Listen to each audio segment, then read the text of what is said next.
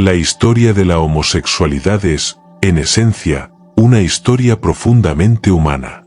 Es una narrativa entrelazada con el amor y el deseo, pero también con la exclusión, la resiliencia y la esperanza. Ser gay a lo largo de los siglos ha significado muchas cosas diferentes, dependiendo de la cultura, la época y el lugar.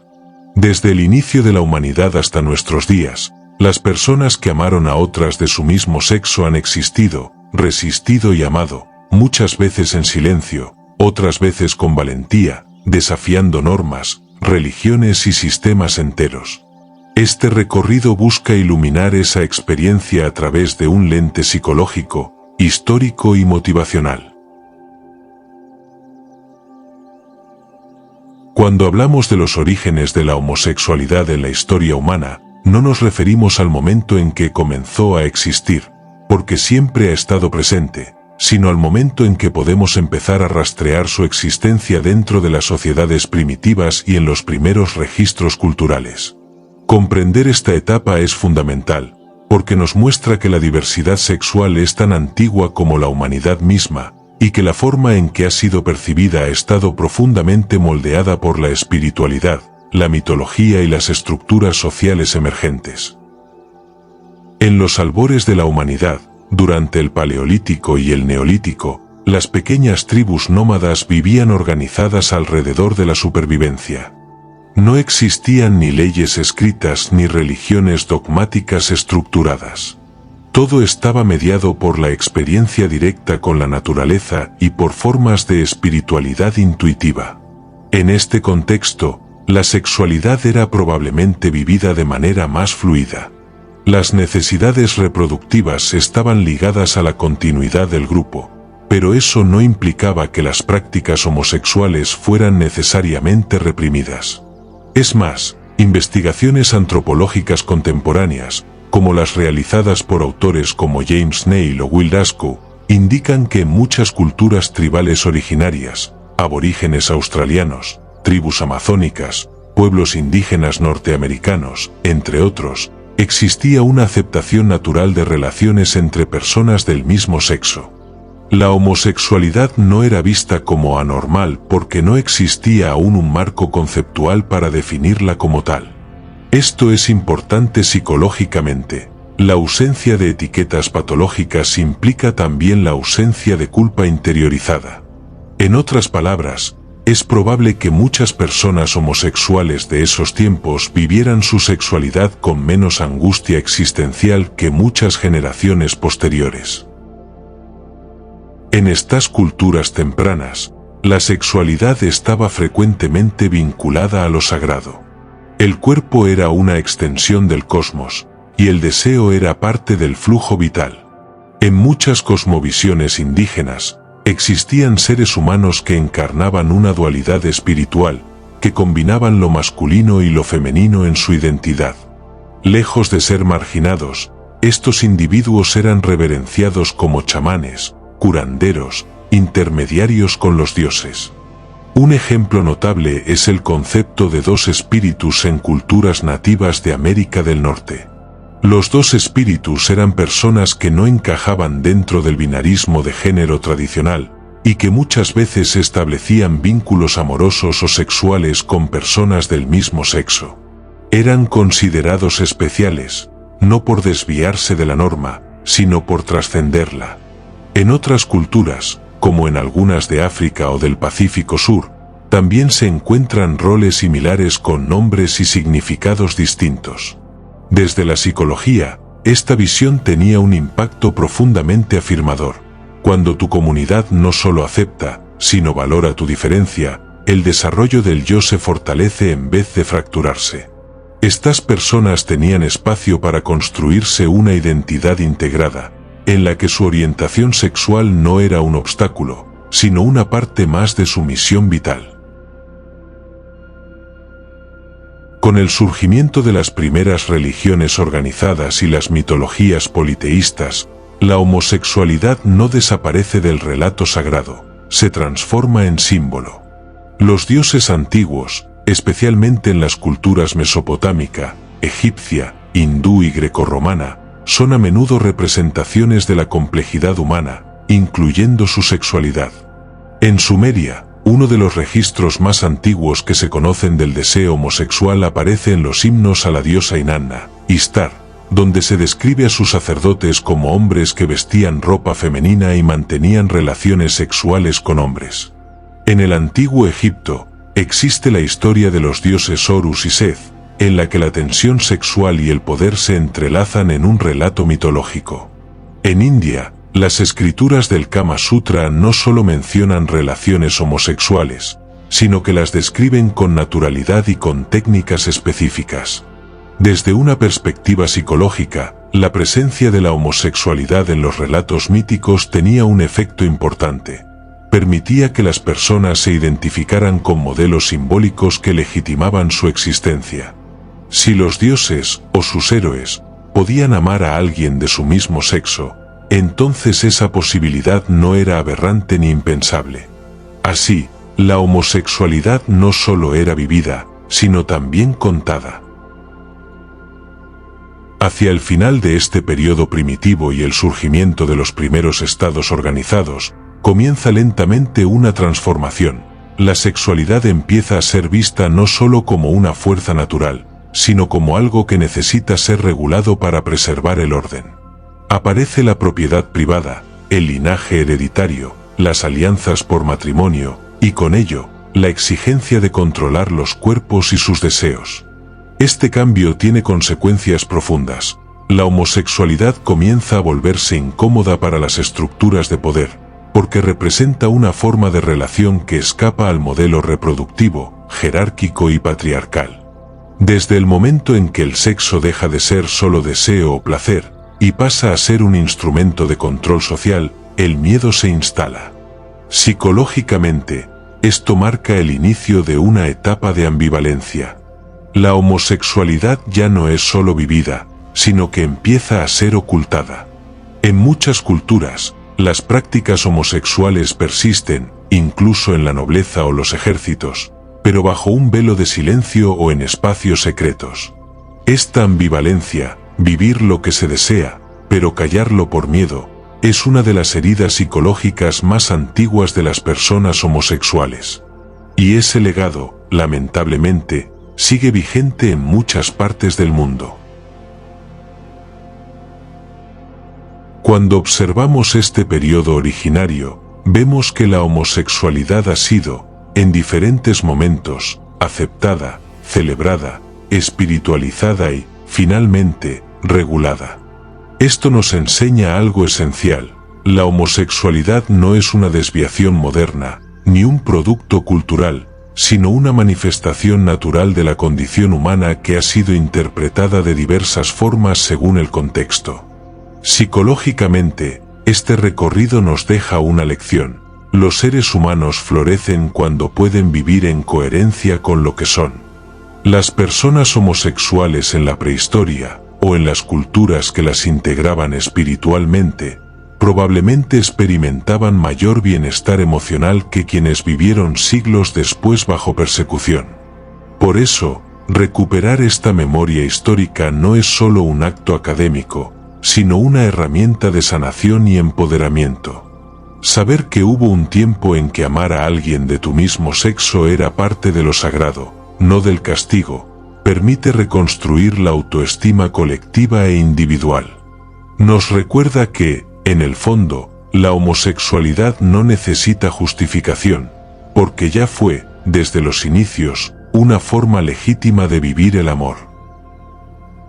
Con el florecimiento de las grandes civilizaciones clásicas, especialmente en Grecia y Roma, la homosexualidad adquirió un lugar visible dentro del tejido social, aunque no siempre de forma equitativa o libre. Fue una época de contradicciones. En la misma sociedad donde se escribían himnos al amor entre hombres y se esculpían cuerpos desnudos en éxtasis sensual, también surgían normas estrictas sobre quién podía amar, cómo y por qué. En esta ambigüedad, lo homosexual fue a la vez exaltado y restringido, celebrado y temido. En la Grecia clásica, particularmente en ciudades como Atenas, las relaciones entre hombres adultos y jóvenes adolescentes, denominadas pederastia, eran comunes y, de hecho, institucionalizadas como parte de la formación cívica. Este vínculo no se basaba únicamente en el deseo sexual, sino en una dimensión educativa, filosófica y política. El adulto, Erastés, debía instruir al joven, Erómenos, en valores como la virtud, la disciplina, el arte, la guerra y la ciudadanía. Filósofos como Platón y Sócrates reflexionaron profundamente sobre el amor entre hombres. En su obra El banquete, Platón describe el amor homosexual como una forma superior de amor, que va más allá del cuerpo hacia la contemplación del alma y de la verdad. El eros platónico, tal como se conoce hoy, fue originalmente una celebración del amor entre iguales, no una negación del deseo sexual.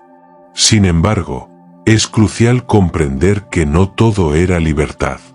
Existían reglas muy claras sobre los roles sexuales aceptables. El hombre libre y ciudadano debía ser activo y dominante.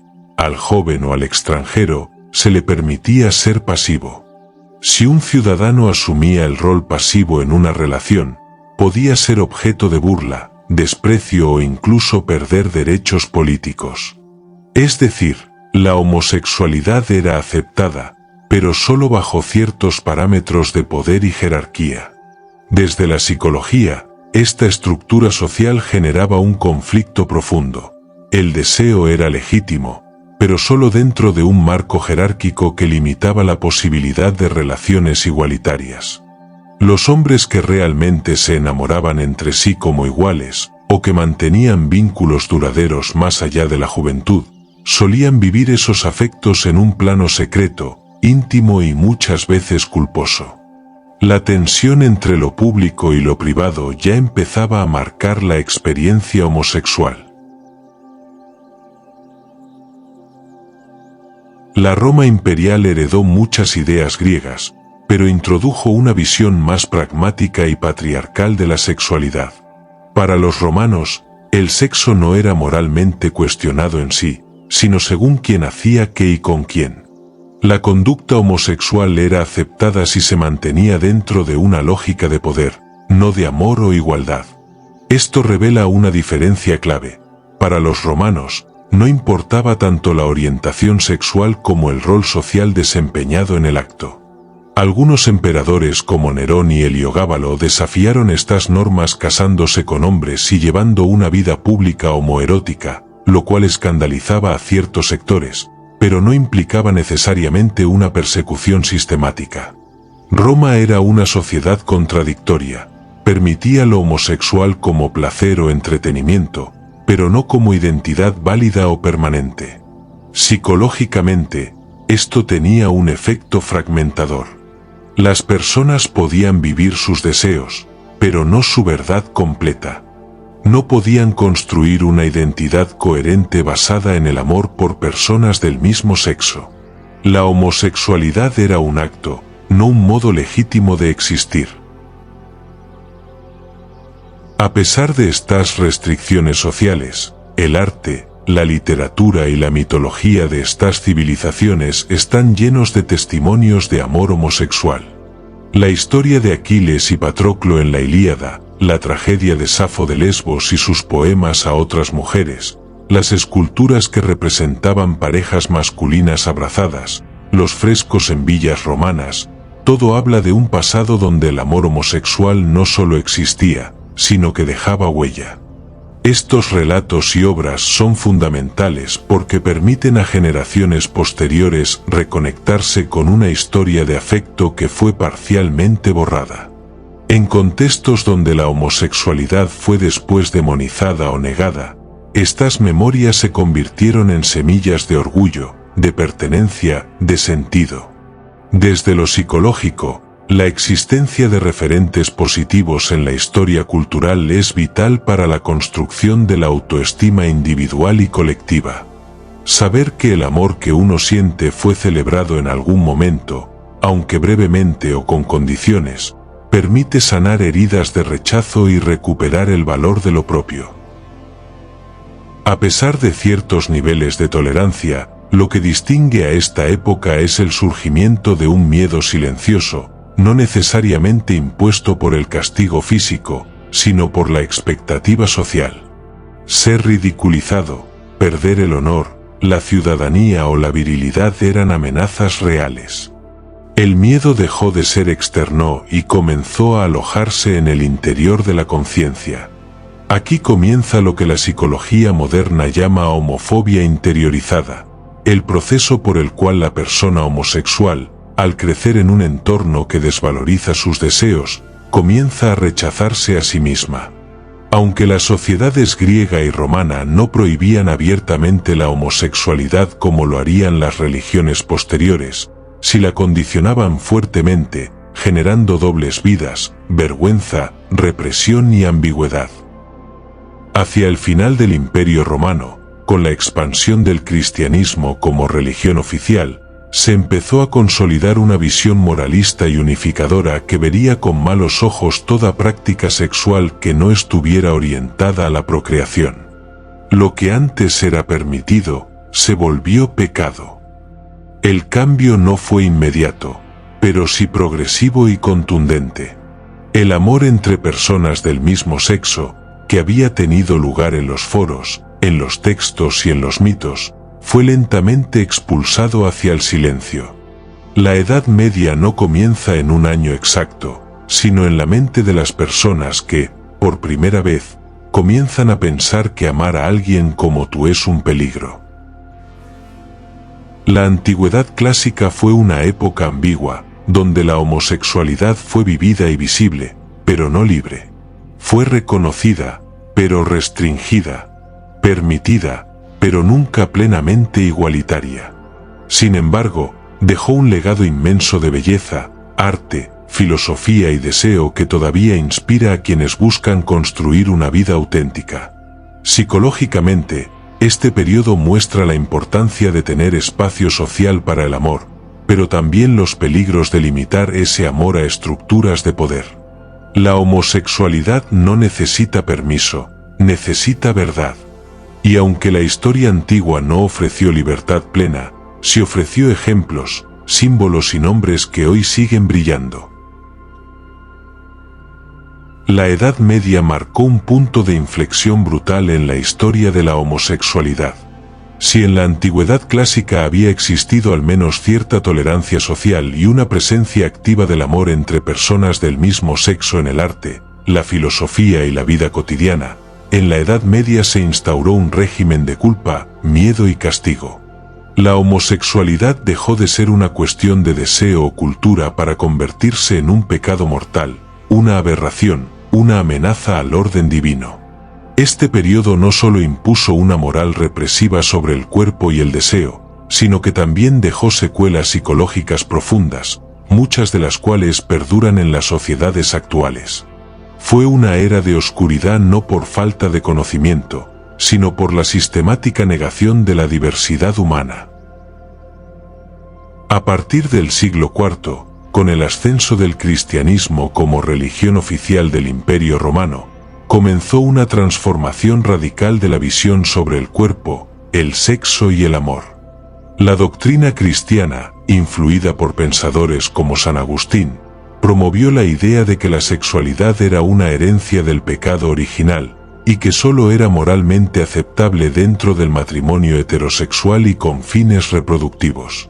En este nuevo paradigma, la homosexualidad no fue simplemente desaprobada, fue condenada como un acto contra natura, contra Dios y contra el propósito sagrado de la creación.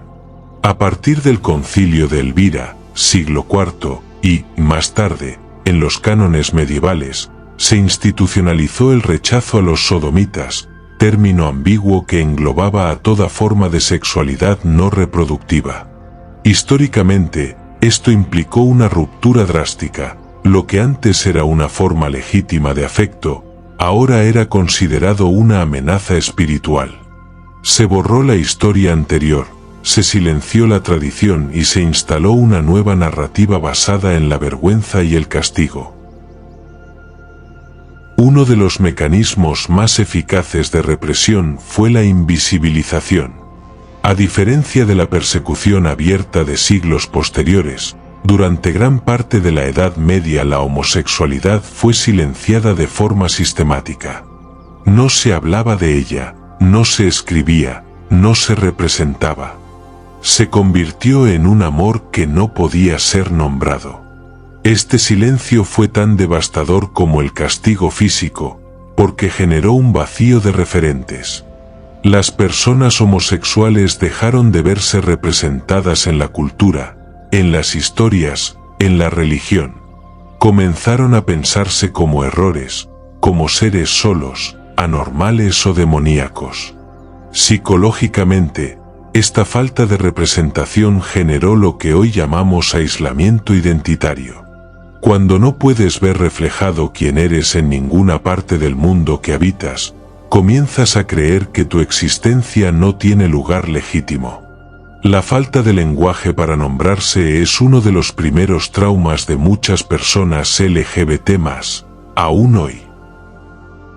Aunque el silencio fue constante, también existieron épocas y regiones donde la persecución fue abierta y brutal. En algunos reinos europeos, especialmente a partir del siglo XIII, con la consolidación del poder papal y las cruzadas contra los herejes, se impusieron leyes que castigaban la sodomía con la muerte. La Inquisición, por ejemplo, castigó innumerables casos de desviaciones sexuales, no solo con excomunión, sino con tortura y ejecución. En Francia, España, Alemania, Inglaterra o Florencia, fueron documentados juicios públicos en los que hombres eran quemados vivos, ahorcados o mutilados por mantener relaciones homosexuales. El castigo no era solo físico, era también simbólico.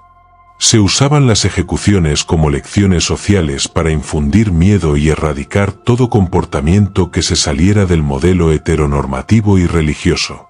Desde la psicología, este contexto creó una cultura del terror emocional y corporal. El cuerpo homosexual fue marcado como peligroso, sucio, merecedor de sufrimiento. Muchas personas interiorizaron que su deseo merecía castigo, que su amor era una maldición. Esta asociación entre placer y culpa, entre deseo y muerte, ha dejado cicatrices colectivas muy difíciles de borrar. A pesar de la represión, el deseo no desapareció. En conventos, monasterios, cortes y pueblos, muchas personas encontraron formas de vivir su afecto, aunque fuera en secreto. Las cartas codificadas, los poemas escondidos, las miradas furtivas, los pactos de silencio, fueron estrategias para mantener viva la llama de un amor condenado. Existen registros de relaciones apasionadas entre monjes, entre damas nobles, entre clérigos y soldados. Algunos encontraron refugio en el arte, en la música, en los manuscritos ilustrados que escondían símbolos homoeróticos. La historia oficial lo silenció, pero la historia oculta del deseo nunca dejó de latir. Estas pequeñas resistencias fueron, a su modo, revolucionarias. Amar en secreto, en un mundo que castiga tu amor, es un acto de profunda valentía. Cada susurro entre amantes, cada encuentro bajo riesgo, cada caricia entre sombras, fue una afirmación de humanidad frente a un sistema que pretendía negarla. Las mujeres homosexuales en la Edad Media sufrieron una forma particular de represión, la invisibilidad dentro de la invisibilidad. Por un lado, la sexualidad femenina en general era ignorada o controlada por los hombres. Por otro, las relaciones lésbicas no eran reconocidas oficialmente como posibles, y por lo tanto no siempre eran castigadas, pero tampoco comprendidas ni respetadas.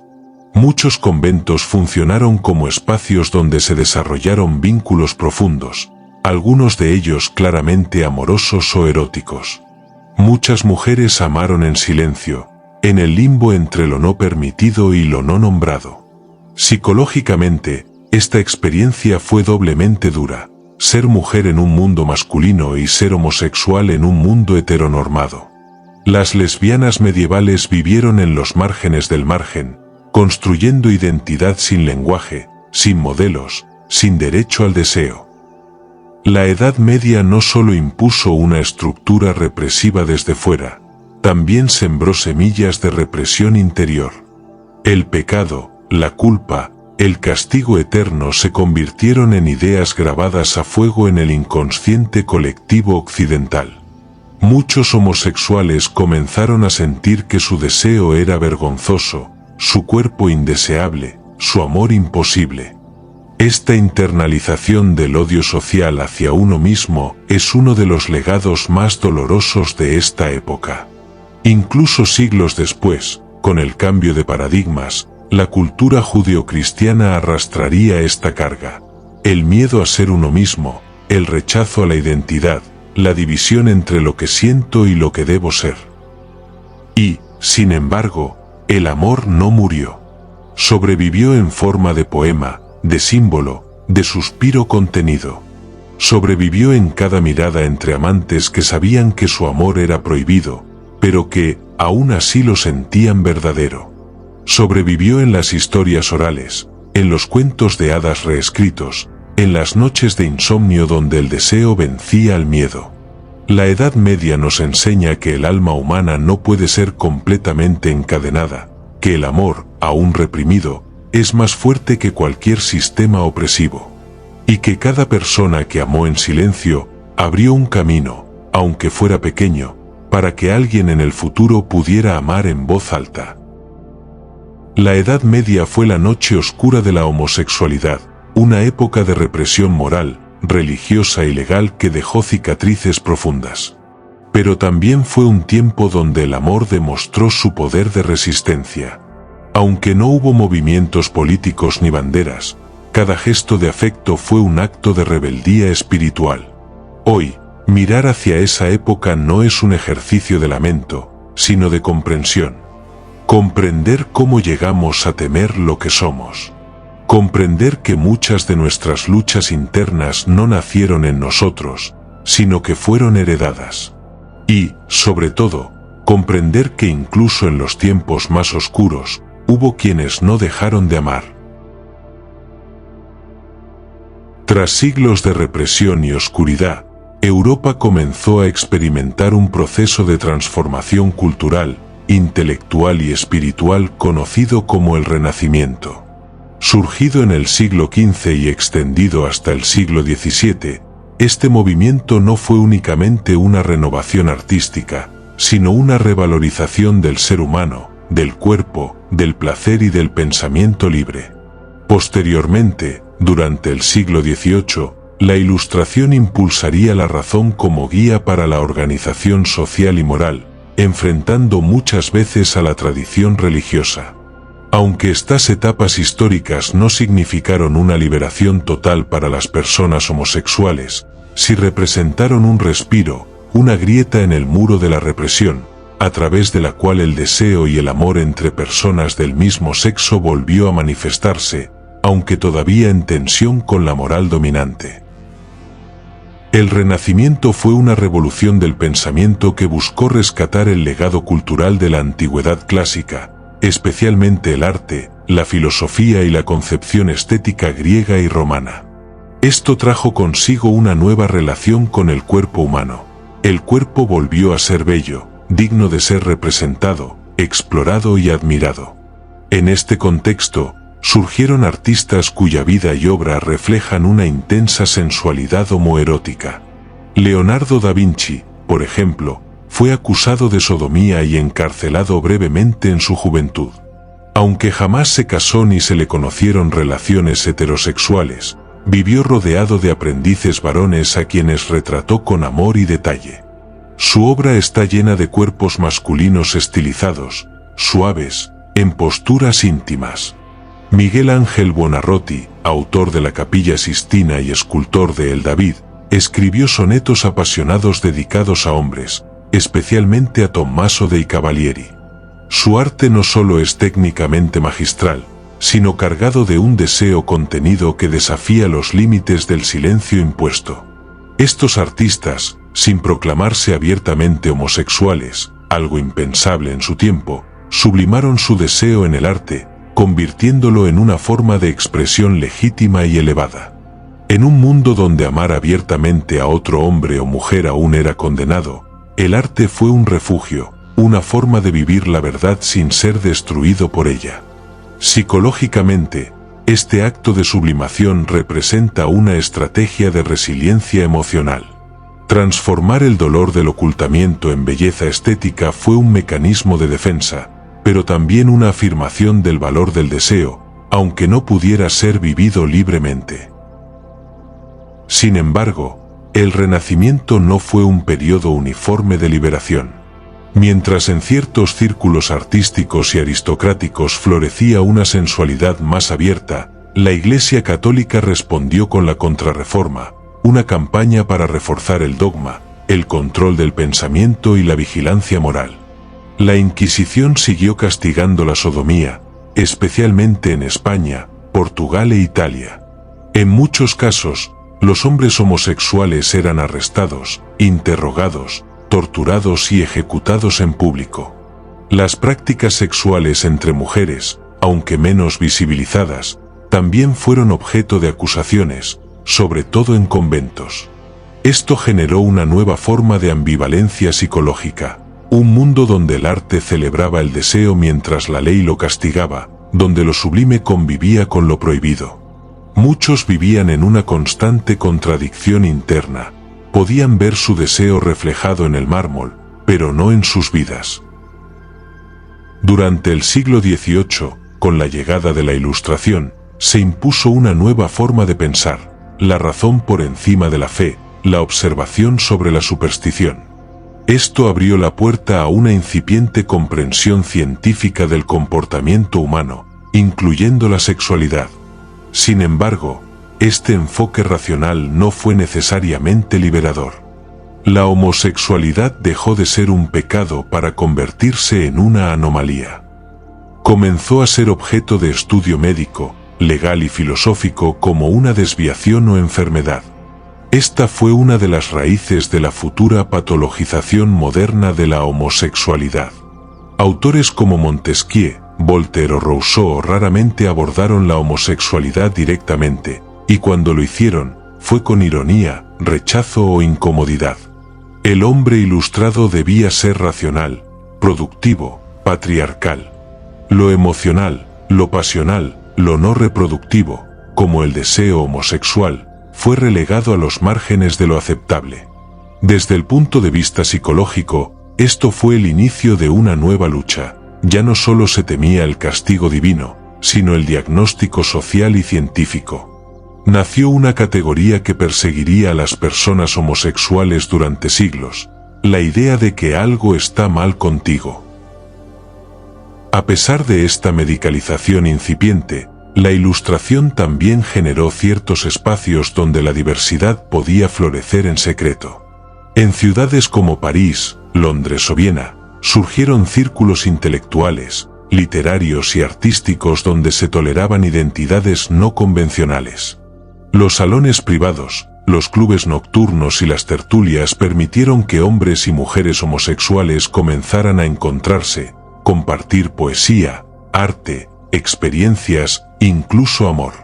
Aunque estos espacios eran clandestinos, representaban los primeros brotes de lo que, siglos más tarde, serían las comunidades LGBT más organizadas. Estos lugares no solo ofrecían compañía, ofrecían resistencia psicológica. Ser parte de algo, aunque secreto, mitiga el aislamiento. Sentir que no estás solo cambia la forma en que te percibes. Se empieza a construir una identidad colectiva, aunque aún no tenga nombre ni bandera. Uno de los aspectos más contradictorios de esta etapa histórica es que, mientras se hablaba de libertad, igualdad y fraternidad, no se incluía en ese proyecto a quienes amaban diferente. La Revolución Francesa, por ejemplo, abolió muchas leyes del antiguo régimen, pero no reconoció los derechos de los homosexuales. La libertad proclamada era para el hombre heterosexual blanco propietario. Todo lo demás quedaba fuera. Esta exclusión generó una nueva forma de angustia, la de sentirse parte de un mundo en cambio, pero sin tener lugar en él. La modernidad prometía emancipación, pero la diferencia seguía siendo motivo de sospecha o desprecio. Psicológicamente, esta contradicción alimentó una herida emocional profunda, el deseo de pertenecer a una sociedad que, al mismo tiempo, te niega. Muchas personas vivieron divididas entre el anhelo de integrarse y la necesidad de esconderse. Aun con sus sombras, el Renacimiento y la Ilustración ofrecieron algo fundamental, la posibilidad de pensar por uno mismo. Se abrió el camino para imaginar que la homosexualidad no era pecado, ni delito, ni enfermedad, sino una parte más de la naturaleza humana.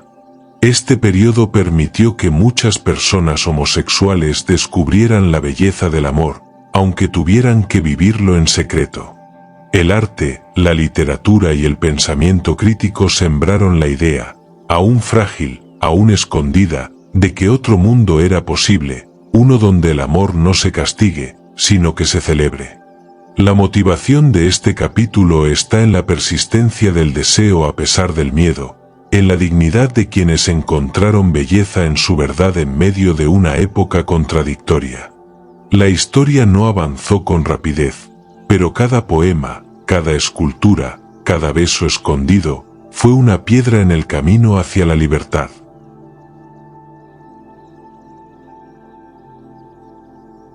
El Renacimiento y la Ilustración no liberaron plenamente a las personas homosexuales, pero sí reactivaron su capacidad de imaginarse libres.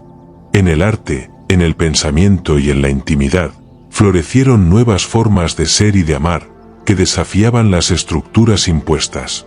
Fue un tiempo de ambigüedad, de belleza y represión, de arte y censura, de deseo y peligro. Pero también fue un tiempo de transición, donde la homosexualidad comenzó a dejar de ser un acto para convertirse, lentamente, en una identidad. Y con esa identidad, vendría la conciencia. Y con la conciencia, la lucha. El siglo XIX fue una etapa de intensos contrastes.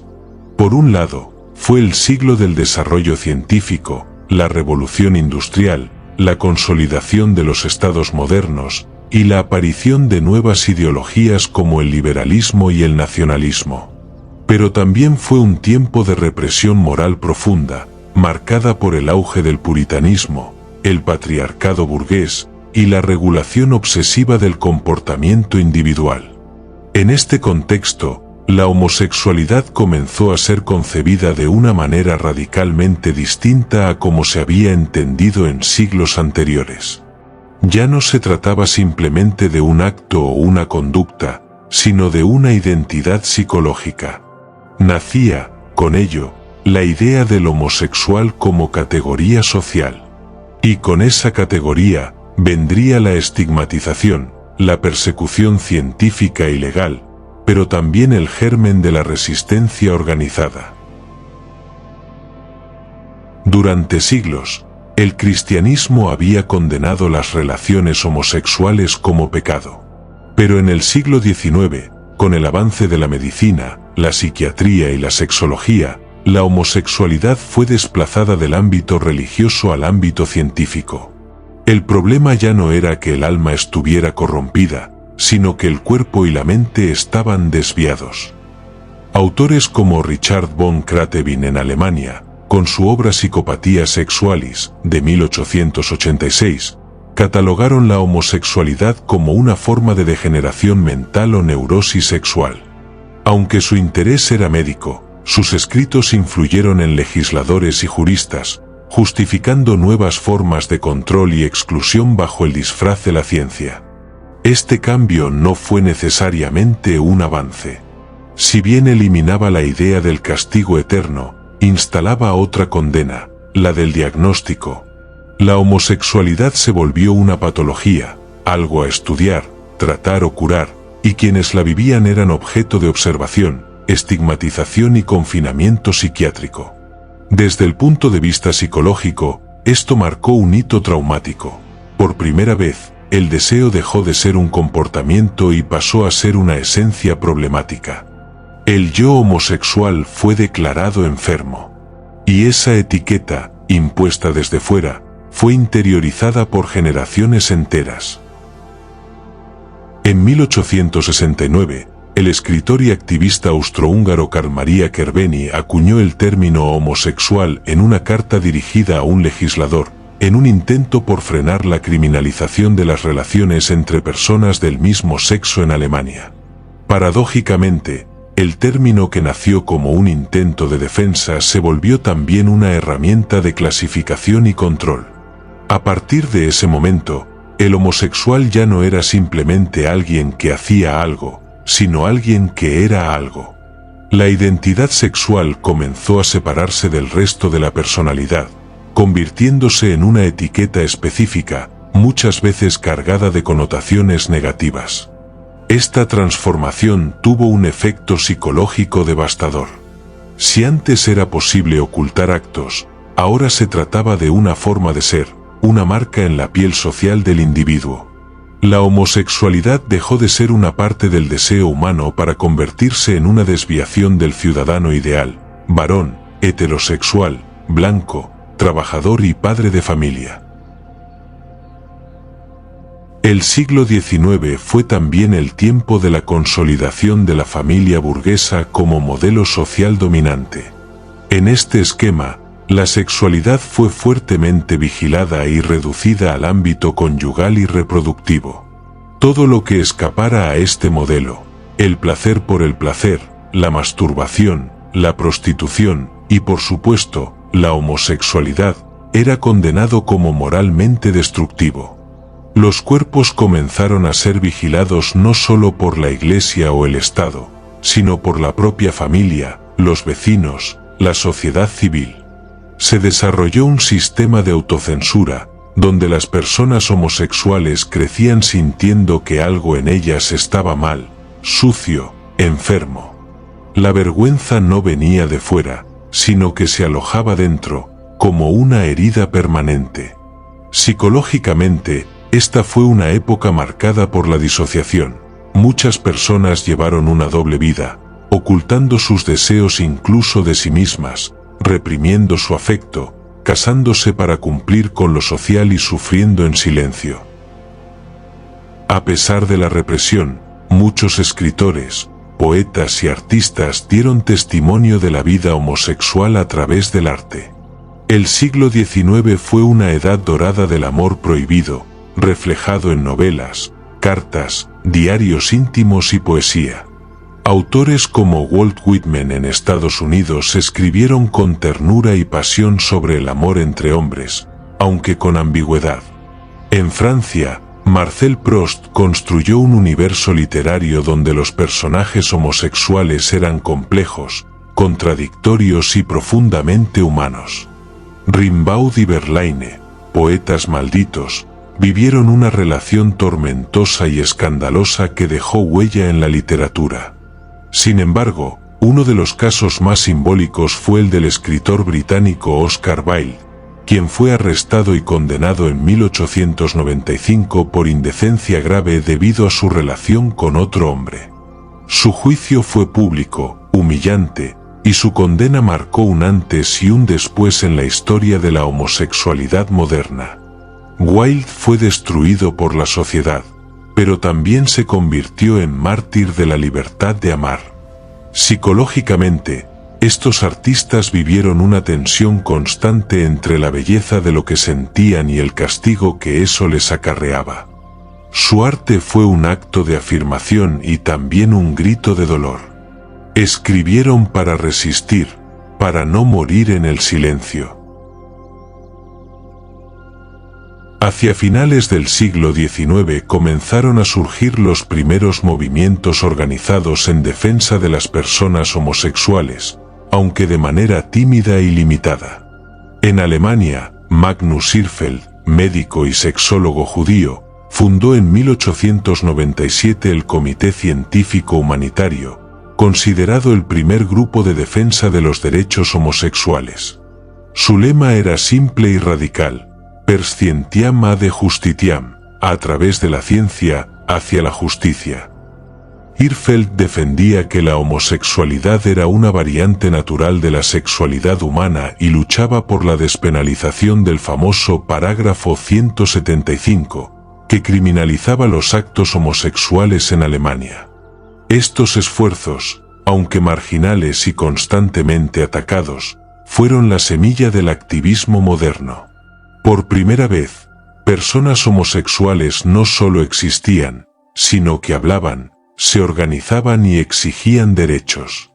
Este paso fue crucial psicológicamente, pasar de la vergüenza a la palabra, del silencio a la protesta. Nombrarse fue el primer paso hacia la dignidad.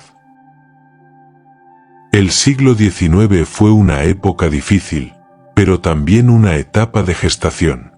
Fue el momento en que la homosexualidad, aunque patologizada y estigmatizada, comenzó a configurarse como una identidad consciente, con su propia historia, sus referentes culturales y sus primeros aliados. Desde el punto de vista motivacional, este es el siglo del despertar interior. Muchas personas comenzaron a comprender que no estaban solas, que no eran monstruos ni errores, sino seres humanos completos, capaces de amar, sufrir, crear y luchar. El amor entre personas del mismo sexo ya no era solo un acto oculto, empezaba a ser reconocido como parte esencial de la humanidad. Y aunque la lucha apenas comenzaba, la conciencia había despertado. El siglo XIX fue el siglo del nombre y la herida. Nombrar la homosexualidad como una identidad fue un arma de doble filo, permitió la visibilidad, pero también justificó la exclusión. Fue el tiempo en que el amor se volvió peligroso, pero también consciente. Esta etapa representa el tránsito entre el secreto medieval y la lucha moderna. El deseo ya no podía volver a enterrarse sin dejar rastro. Había cuerpos, poemas, cartas, diagnósticos, sentencias, pero también resistencia, afecto y humanidad. Y, sobre todo, había una pregunta que empezaba a tomar forma. ¿Qué pasaría si un día pudiéramos vivir este amor sin tener que ocultarlo? El siglo XX fue una montaña rusa para la historia de las personas homosexuales. En él se condensaron los mayores horrores y las conquistas más esperanzadoras. Desde la persecución brutal en dictaduras totalitarias hasta los primeros desfiles del orgullo, desde las terapias de electroshock hasta la despenalización progresiva del amor entre personas del mismo sexo. Fue un siglo de sangre y arcoíris, de miedo y orgullo. Un siglo donde la homosexualidad dejó de ser un susurro vergonzoso para convertirse en una bandera que ondea en las calles. Pero ese camino no fue recto ni fácil. Estuvo marcado por el dolor, la resistencia y la profunda transformación de la conciencia colectiva. A inicios del siglo XX, la homosexualidad seguía siendo ilegal en casi todos los países del mundo. En Europa, muchos homosexuales vivían una vida doble, especialmente en las clases altas, donde el poder económico y cultural podía brindar una cierta protección. Sin embargo, la represión policial, la censura moral y las restricciones legales eran constantes. En Alemania, el sexólogo Magnus Hirschfeld continuó con su activismo y fundó en Berlín el Instituto para la Ciencia Sexual en 1919, donde promovía el estudio de la homosexualidad desde una perspectiva científica y humanista. También defendía los derechos de las personas transgénero. Fue un visionario, pero su trabajo fue destruido por los nazis en 1933, cuando tomaron el poder. El ascenso del nazismo marcó uno de los capítulos más oscuros de esta historia. Bajo el régimen de Hitler, decenas de miles de homosexuales fueron arrestados, marcados con un triángulo rosa, deportados a campos de concentración y asesinados. En esos lugares, fueron sometidos a experimentos, castraciones forzadas y exterminio sistemático. Ser gay era considerado una amenaza al ideal ario de virilidad y disciplina. La tragedia no fue exclusiva de Alemania. En la Unión Soviética, Stalin recriminalizó la homosexualidad, castigándola con prisión y trabajos forzados. En muchos países, las personas LGBTI eran consideradas delincuentes, pervertidos o enfermos mentales. La homosexualidad era tratada como una desviación que debía ser eliminada. Psicológicamente, esta época sembró el miedo de existir. Ser descubierto podía significar la muerte, la cárcel, la expulsión de la familia, la pérdida del trabajo, la destrucción del proyecto de vida. La represión dejó traumas profundos, incluso en quienes lograron sobrevivir. Muchas personas vivieron aisladas, reprimidas, sometidas al dolor del ocultamiento. Tras la Segunda Guerra Mundial, la homosexualidad no fue reconocida como una de las víctimas del Holocausto. Los sobrevivientes homosexuales de los campos de concentración no fueron liberados ni compensados, sino que, en muchos casos, fueron enviados directamente a la cárcel, ya que las leyes contra la homosexualidad seguían vigentes. En países como Estados Unidos o Reino Unido, la posguerra estuvo marcada por un retorno al conservadurismo. En Estados Unidos, durante el periodo conocido como la Lavender Scare, paranoia lavanda, miles de empleados federales fueron despedidos por sospechas de homosexualidad. El FBI elaboró listas negras. Se instauró una vigilancia paranoica, donde ser gay equivalía a ser traidor o comunista. Este clima generó una vida subterránea. Se multiplicaron los bares secretos, los códigos, los símbolos ocultos. La homosexualidad se volvió una experiencia compartida en la sombra. Y, aunque aún había mucho miedo, también comenzó a tejerse algo nuevo, una comunidad. Desde lo psicológico, esta etapa representa el nacimiento de la solidaridad como refugio. En medio del rechazo, los espacios clandestinos no solo servían para encontrar sexo, sino también afecto, pertenencia, identidad. Se empezaban a reconocer entre sí como iguales, como parte de una misma historia. Todo cambió en 1969. La madrugada del 28 de junio, en el Barstow Inn, en Nueva York, la policía irrumpió como tantas veces para arrestar a personas homosexuales, trans y drag queens. Pero esa noche no fue igual. Por primera vez, se resistieron. Mujeres trans como Marsha P. Johnson y Sylvia Rivera se enfrentaron a la violencia policial, y durante días hubo disturbios. Así nacía el movimiento moderno de liberación LGBT+. Los años 70 fueron un renacimiento. Se formaron grupos activistas, marchas, colectivos, revistas, espacios de encuentro. Se dejó atrás el miedo y se abrazó el orgullo. Ya no se trataba de pedir perdón, sino de exigir respeto. En todo el mundo, surgieron organizaciones de defensa de los derechos de las personas homosexuales. Se comenzó a hablar de visibilidad, diversidad, igualdad. Las calles fueron tomadas con pancartas, banderas, cuerpos y besos. Lo que había sido clandestino se volvió político. Psicológicamente, esto significó una transformación radical, de la vergüenza al empoderamiento. El yo oculto se volvió visible. Amar ya no era algo que se escondía, era algo que se celebraba. Y aunque el mundo no cambió de inmediato, cambió algo aún más importante, la forma en que las personas homosexuales se veían a sí mismas. En los años 80, el mundo fue sacudido por la pandemia del VIH, SIDA. Al principio, fue llamada la peste gay. La desinformación, el estigma y la indiferencia institucional provocaron una tragedia silenciosa. Miles de personas murieron sin atención médica, rechazadas por sus familias, despreciadas por la prensa. El miedo volvió, pero también la rabia. Activistas como los de ACT UP lucharon por medicación, visibilidad y compasión. Hicieron campañas, irrumpieron en congresos, se encadenaron a hospitales, exigieron atención. Convirtieron el dolor en furia transformadora. Muchos hombres y mujeres LGBT más cuidaron de sus amigos, parejas, exparejas, compañeros de lucha, sin apoyo estatal.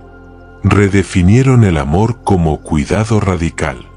Mientras el mundo los ignoraba, ellos construyeron redes de afecto, alimentación, vivienda, compañía, duelo. Psicológicamente, el SIDA fue una herida colectiva profunda. Quedaron traumas, pérdidas, culpas, pero también un sentido de comunidad inquebrantable.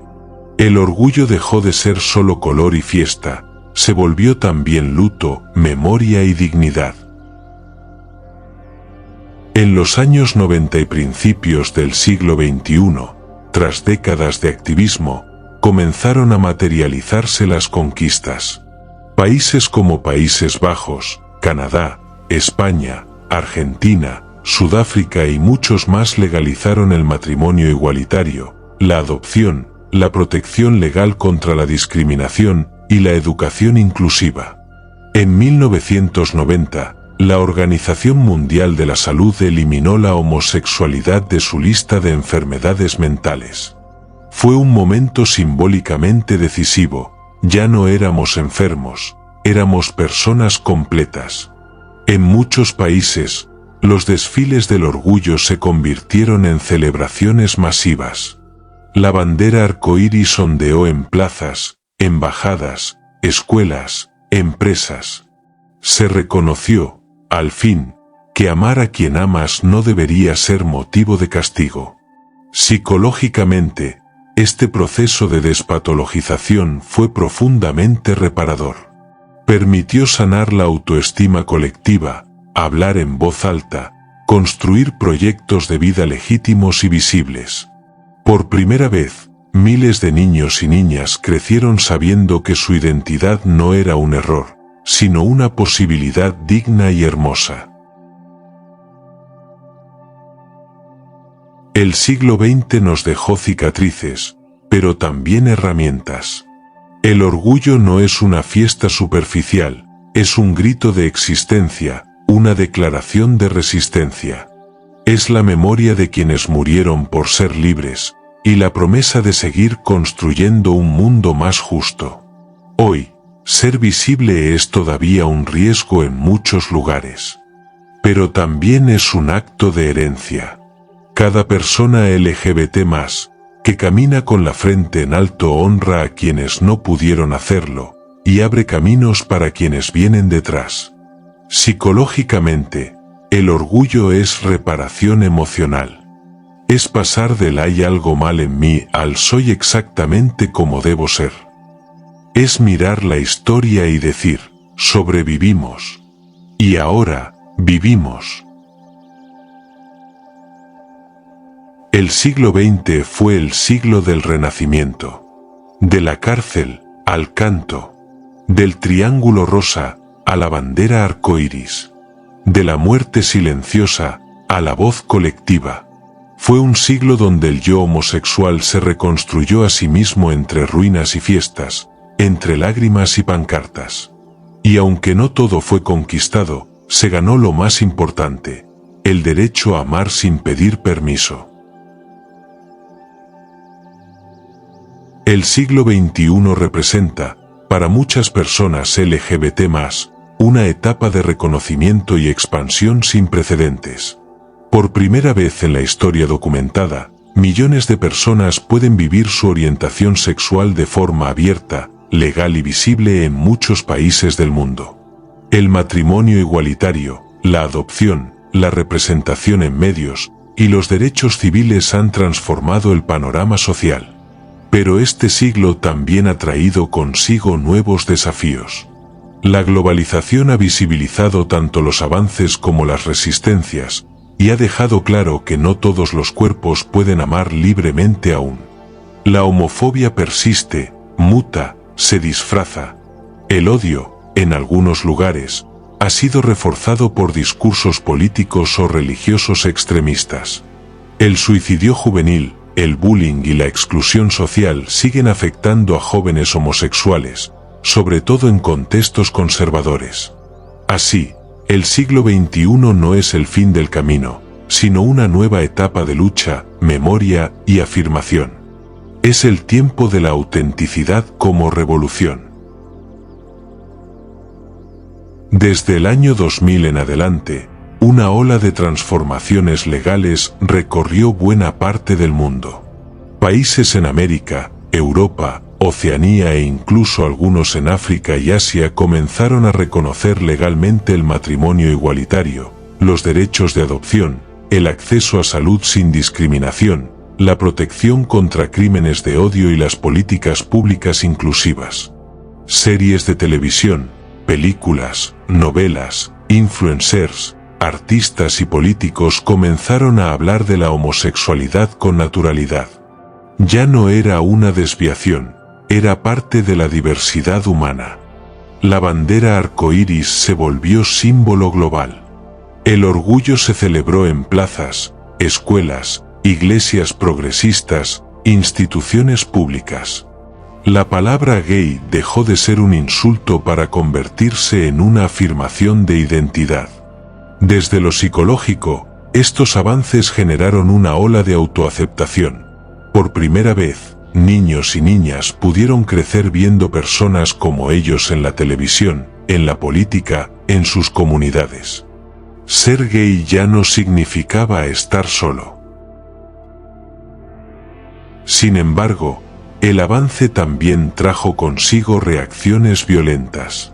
En muchos países, el ascenso de movimientos ultraconservadores, religiosos fundamentalistas o nacionalistas ha reinstalado discursos de odio. Las personas LGBT+ han sido usadas como chivo expiatorio, como enemigos de la tradición, de la familia o de Dios. En lugares como Rusia, Hungría, Uganda o varios países islámicos, ser gay sigue siendo ilegal e incluso castigado con la muerte. En muchos lugares de América Latina y África, los crímenes de odio siguen ocurriendo a diario. Además, ha surgido una forma moderna de homofobia, la violencia digital. Jóvenes son acosados en redes sociales, expuestos públicamente, ridiculizados o amenazados por su orientación sexual. Esto genera una ansiedad nueva, distinta del miedo físico, pero igual de dañina para la salud mental. Psicológicamente, esta etapa muestra un fenómeno complejo. La libertad de algunos convive con el dolor de muchos. Hay quien se siente completamente libre y seguro, mientras otros luchan por sobrevivir. Esta desigualdad emocional genera confusión, culpa y una constante sensación de que aún falta mucho. En este siglo también se ha profundizado en la idea de que no hay una sola forma de ser gay, ni una única historia posible. Se ha dado lugar a voces tradicionalmente invisibilizadas, personas trans, no binarias, afrodescendientes, indígenas, con discapacidad, migrantes, pobres, mayores, etc. Se ha hablado de interseccionalidad, como distintas formas de opresión, racismo, clasismo, machismo, capacitismo, se cruzan con la orientación sexual y multiplican las dificultades. También han emergido identidades no encasilladas, pansexuales, queer, asexuales, gender fluid. El siglo XXI está escribiendo una nueva narrativa del amor, más libre, más variada, más sincera. Desde el punto de vista psicológico, esta apertura ha permitido que cada persona construya su identidad sin pedir permiso, sin copiar moldes ajenos, sin miedo a explorar. Se pasa del soy gay y eso está mal al soy quien soy, y eso es valioso. El yo se reconstruye desde la autenticidad, no desde la obediencia. A pesar de los avances, los estudios siguen mostrando que los jóvenes homosexuales tienen un riesgo significativamente mayor de sufrir ansiedad, depresión, autolesiones y suicidio. La razón no es su orientación sexual, sino el entorno social que los juzga, excluye o silencia. Muchos siguen escuchando frases como esto es solo una etapa, no traigas vergüenza a la familia, Dios te va a castigar, es por culpa de tus amigos. El rechazo en casa, en la escuela o en la iglesia puede destruir la autoestima de un adolescente que está apenas intentando entender quién es. La psicología moderna reconoce que la validación social es esencial para el desarrollo emocional sano. Por eso, los entornos seguros, la representación positiva, el acceso a grupos de apoyo, a psicólogos afirmativos y a espacios sin juicio son claves para la salud mental. Hoy, muchos adolescentes LGBT+ sobreviven gracias a Internet, a comunidades virtuales, a foros, a canciones, a personajes de ficción. La representación salva vidas. El amor salva vidas. Vivir abiertamente como una persona homosexual en el siglo XXI es, todavía, un acto de valentía en muchos lugares del mundo. Pero también es un acto profundamente espiritual. Es elegir la verdad por encima del miedo. Es decirle al mundo, yo no te debo una explicación por existir. Muchos adultos hoy pueden casarse, formar familias, criar hijos, cuidar a sus padres, envejecer junto a la persona que aman. Eso que parecía imposible hace 50 años, hoy es una realidad concreta. Y, sin embargo, la lucha continúa. Porque los derechos pueden retroceder. Porque aún hay niños que crecen con miedo. Porque aún hay países donde ser gay es una condena. Por eso, cada acto de amor visible, cada beso sin miedo, cada historia contada, es un recordatorio de que la libertad se construye cada día, en lo personal y en lo colectivo. Este siglo nos enfrenta a una nueva forma de valentía, la de vivir desde la coherencia interna. Ya no se trata solo de resistir al castigo físico, sino de sanar el daño emocional acumulado por generaciones. Tú no estás roto. No estás enfermo. No eres menos. Eres parte de una historia milenaria de amor que resistió imperios, religiones, guerras, dictaduras y epidemias. Y hoy, te toca escribir tu capítulo. Estás aquí gracias a quienes amaron en la sombra, y tu existencia da esperanza a quienes aún no pueden salir de ella. No estás solo. Nunca lo estuviste. El siglo XXI no es el final de la historia. Es el momento en que muchas personas, por primera vez, pueden vivir con verdad. Pero la lucha sigue. Porque amar sigue siendo un acto político, y ser uno mismo, en muchos contextos, aún requiere coraje. Hoy más que nunca, ser gay no es una condena ni una explicación, es una de las muchas formas dignas, humanas y hermosas de existir. Y eso, en sí mismo, es resistencia. La historia que hemos recorrido no es una línea recta de opresión y liberación.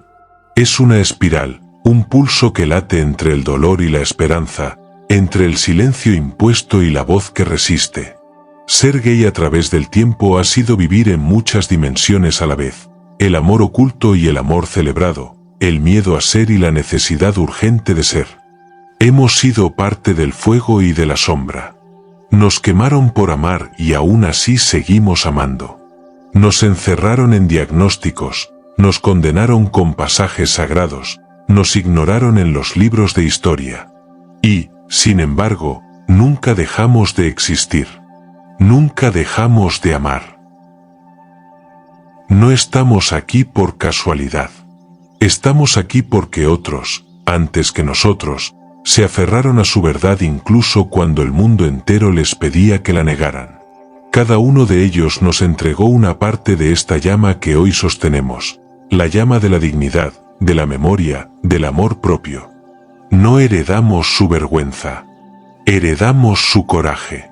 Y hoy esa llama no solo sirve para iluminar, sino también para calentar a quienes aún tiemblan de miedo. Ser visible, ser auténtico, vivir sin disculpas, no es un acto egoísta, es un faro para quienes aún caminan en la oscuridad. Durante siglos se nos ha dicho que esto es una fase, una confusión, una consecuencia del trauma, un capricho, un pecado, una moda. Pero hemos aprendido a distinguir entre las mentiras repetidas y la verdad que arde dentro del pecho. Ser gay no es una teoría, es una forma concreta, intensa y luminosa de amar. Amamos como todos, con ternura, con deseo, con miedo, con entrega. Amamos como todos, y aún así se nos ha pedido justificarlo como si no fuera suficiente. Pero ya no. Ya no pedimos permiso para amar. Ahora amamos como derecho, como herencia, como destino. Si algo nos ha enseñado esta larga historia es que la vida es ahora.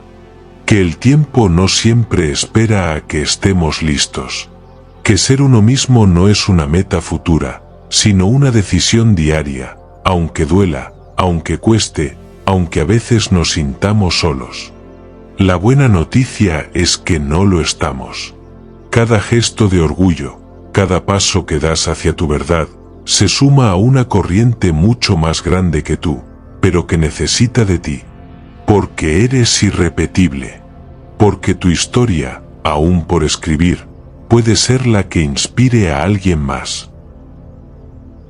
Ser gay, en un mundo que aún intenta domesticarte, es una forma de justicia personal.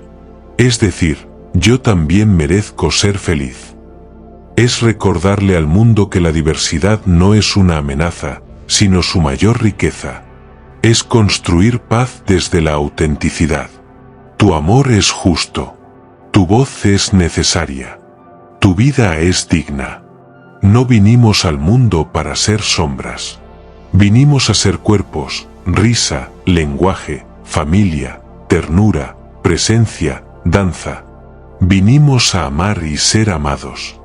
A no esconder más la luz que llevamos dentro. Esta historia no termina aquí, porque ahora es tuya. No solo para escucharla, sino para vivirla, para contarla, para expandirla. Tal vez aún te duela una parte del camino. Tal vez aún estés buscando palabras para nombrarte. Tal vez aún vivas en un entorno que no te celebra. Pero incluso así, tienes una herencia indestructible. Eres parte de una humanidad más grande que el prejuicio, más profunda que la norma, más valiente que el miedo. No estás solo. Y si alguna vez lo olvidas, vuelve a este vídeo, vuelve a esta llama. Aquí, donde la historia, la psicología y el amor se encuentran, siempre habrá un lugar para ti. Porque, al final, ser gay no es solo sobrevivir. Es vivir con sentido, con pasión y con verdad. Gracias por acompañarme hasta el final de este recorrido. Si este vídeo te ayudó a entender, sentir o reflexionar, te invito a que lo compartas con alguien más. Suscríbete al canal para seguir explorando temas que muchas veces se esconden, pero que merecen ser contados. Déjanos tu opinión en los comentarios, leo todo lo que escriben, y, cuéntame, ¿qué parte de esta historia no conocías? ¿Qué te gustaría que profundice en un próximo vídeo? Y, por supuesto, si te gustó el contenido, no olvides darle like, eso nos ayuda muchísimo a llegar a más personas. Gracias por estar aquí. Gracias por hacer memoria con nosotros. Nos vemos en el próximo vídeo.